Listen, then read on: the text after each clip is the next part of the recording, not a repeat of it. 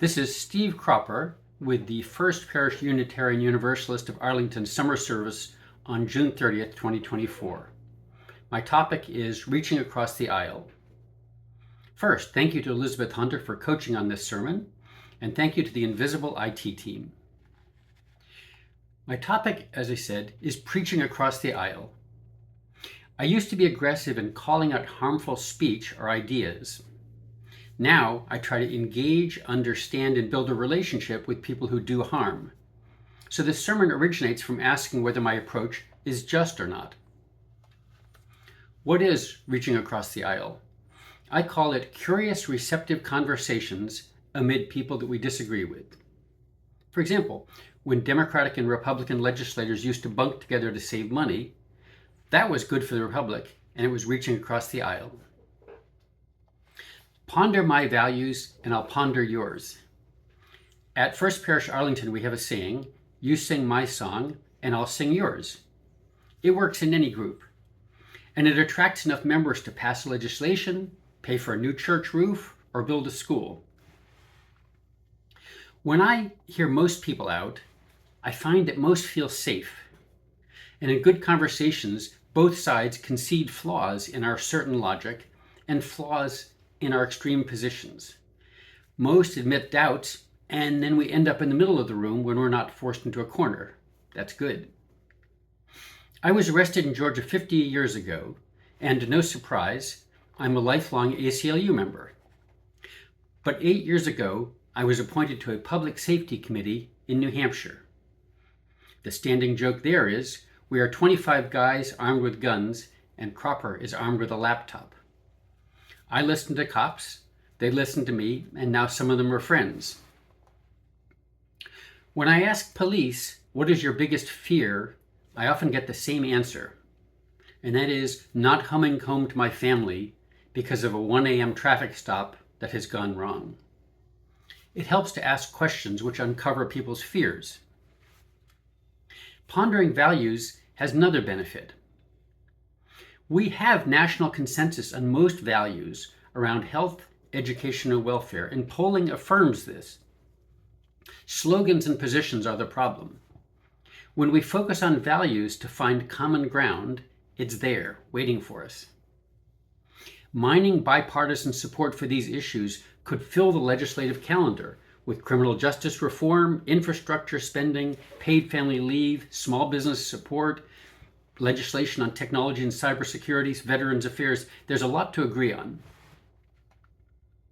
I have 3 reasons for reaching across the aisle. First, we might keep America from breaking. Americans are hungry for solutions. Once, I was on a panel with Noam Chomsky's daughter, a professor at Salem State University. We are on opposite sides of the immigration issue. After we were introduced to the audience, I scanned the crowd, I paused, and I asked her, Professor Chomsky, this audience would like us to offer solutions. Could we start by exploring where we agree? She was angry, and she refused my invitation. In my offer, I had stumbled onto a device. Americans are hungry for answers, and I joined an audience eager for a reasonable voice. I won the audience by being reasonable. My second reason for reaching across the aisle is simply we have a choice. We can horse trade, or we can be mired in national stalemate. I so wish that I was a single issue voter. So much easier. Nuance is exhausting. For example, would I, an atheist, trade away prayer in schools for a win on climate change? Reluctantly, yes. Why? Global warming can't wait. 81% of Americans believe in God, and a culture war is being waged against the unambiguous third article of our Bill of Rights about respecting religion. So I will sing their hymn if they'll sing carbon taxes. Common ground lies all around us. Talk to an RV owner and you're likely to find an environmentalist. I know people who volunteer to help immigrants who oppose open borders. And talk to a duck hunter and you'll find strong support for national parks and forests. Our citizens can be surprisingly nuanced and reachable for compromise. better, in fact, than our elected representatives. Maybe the solution to stalemate is for congresspeople who sit by the aisle to do more reaching across it. But we have to ask ourselves, how would we feel electing in our district more horse traders and fewer zealots? The math of democracy and legislation and elections does not care whether we want to talk to the enemy. The math compels us to dialogue. For the world, this country, and for our communities to work, we need to reach across the aisle to solve problems. I've met 11 billionaires. Oil man T. Boone Pickens was one of them. T. Boone funded the swift boat political assassination of presidential candidate and Purple Heart recipient John Kerry. But I worked with T. Boone because oil and gas pros are the best at renewable energy projects like wind power, which I care about. Texas politician Cal Parker quipped, "Take all the fools out of the Texas legislature, and it wouldn't be a representative body." Look closely. We are all fools at some time, and democracy means that each team of fools gets a turn at bat. My third reason to reach across the aisle is that entertaining characters await in other bubbles. My remarks here about reaching across the aisle might mislead you to think that I am enlightened. That would be wrong. I'm a partisan, and I can find my fellow Americans vexing. But I have a deep love for my people. Maybe I'm an amateur anthropologist who finds my countrymen and women worth studying. An hour after Trump was convicted, I attended a meeting of the Norfolk County Republican Committee. And the next day I was a delegate at the Mass State Democratic Convention. They have their crazies and we have ours, and they're all entertaining. People we disagree with tell fascinating stories. They have great life histories and ideas that are infinitely interesting and sometimes peculiar. On vacation, I talk with people outside my bubble who are doing harm to the earth. Have you ever met a uranium miner? Ever spend 3 days fixing fences with a rancher? Or having lunch with a coal strip miner? Who is more entertaining, our neighbors or these people? One of my business partners has a Trump flag in his garage. He's not inoculated against COVID. He packed 3 handguns for our last tour, 1,800 miles across Texas, Mississippi, Oklahoma, Arkansas. And he smoked throughout our trip. A week of his roadside chow had enough grease to shorten my life.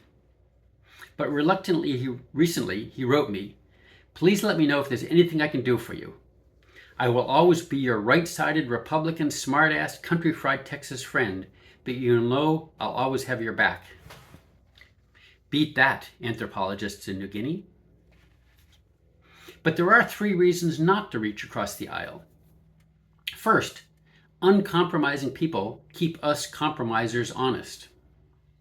For 20 years, I was mentored by Flo Kennedy, a foul-mouthed radical black attorney. She was co-founder of the Feminist Party and a partner in crime to Gloria Steinem. She was trouble, good trouble, beautiful to watch. She was the vanguard. Here are 2 of Flo's many memorable sayings. If you're not outraged, you're not paying attention. And organized don't agonize. Loud, uncompromising troublemakers are key to social change because they keep the rest of us honest. People who negotiate, compromise, and move us forward may be called naive, but today in history, zealots are in abundance. Zealots divide the country, and in part because media and many voters approach politics as entertainment. Zealots have disproportionately large broadcast and internet audiences, advertising dollars, and campaign contributions. They're not the same as the good people where common ground is just below the surface. Maybe the guest list for the big tent should not include the zealots, also known as the base. Scarce are selfless people with skills and interest to reach across the aisle. My second reason not to reach across the aisle is that dialogue compromises the sanctity of my certainty. In business school, I lured a conservative conservative classmate to hear beat poet Allen Ginsberg talk. But first, I had to accept his invitation to watch dogs race at the track. And now I side with preserving low-skilled jobs for workers at dog and horse tracks over animal rights. Beware, reaching across the aisle is dangerous. Getting cozy with the other side contaminates both parties. And that's the solution to most of the world's problems. It gets more people under the same tent. Dialogue engenders certainty. I like certainty. I like being righteous. Compromise is icky. My clean hands get dirty when I wash pots and pans. Ditto social change and democracy. But purity is the luxury, the privilege of bystanders. Purity is the privilege of bystanders. My third reason to not reach across the aisle is that crossing the aisle is lonely. I'm reclaiming patriotism with an American flag in my car. And that risks slings and arrows from my community. I risk alienation and being misunderstood for reaching across the aisle. Belonging is energizing. Solidarity and certainty feel good. At this moment in history, being reasonable and wanting to understand the other side is lonely, but crossing the aisle is righteous, critical, good, and effective. I'm confident that Malcolm X was certain about the Nation of Islam, Elijah Muhammad, the White Devil, and his early positions. His pilgrimage to Mecca took him across the aisle and got him killed, but to me he's a model. After LBJ and MLK met and talked on the phone, they had to return to their families and colleagues. I wonder how they felt. Probably mistrusted, compromised, and alone. So, what's in my toolbox? If I'm not open to admitting I'm wrong, then people I talk with won't either. If I'm not open to changing my mind, I won't be effective in persuasion. If I don't lead with curiosity, listeners can smell a rat and they might shut down. Mark Twain said, "Clothes make the man. Naked people have little or no influence in society." Well, in a one-on-one conversation, being earnest is like clothing. It improves impact. Reaching across the aisle is an experiment to see what might come of setting aside partisanship. In closing, getting close to people you disagree with may change you, and you may change them. That and horse trading are solutions to the world problems, getting more people under the same tent. Nothing melts a radical position faster than a skeptic who is earnestly interested in your views. And entertaining characters will get interested in you, and then the whole polarization thing falls apart. Thank you for listening. This is Steve Cropper.